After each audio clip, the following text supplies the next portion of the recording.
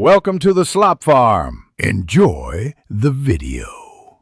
In this video, I will show you how to cook lobster tail at home.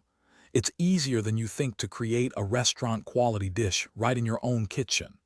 First, ensure your lobster tails are fully thawed if frozen, which usually takes about 24 hours in the refrigerator. You'll need some sharp kitchen shears and a good knife to get started. Let's dive into preparing these delicious tails for cooking. Next, we'll prepare the lobster for cooking by butterflying the tail. Using kitchen shears, cut down the center of the top shell, stopping just before the fan.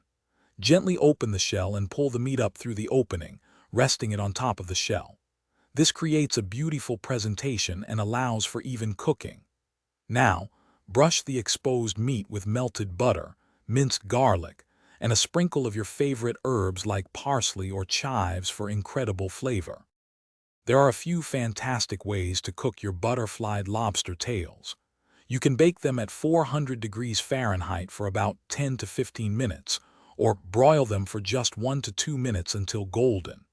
Steaming is another excellent option. Place them in a steamer basket over boiling water for 5 to 8 minutes. The key is to cook them until the meat is opaque and firm, but still tender. To ensure your lobster is perfectly cooked, look for an internal temperature of 140 degrees Fahrenheit.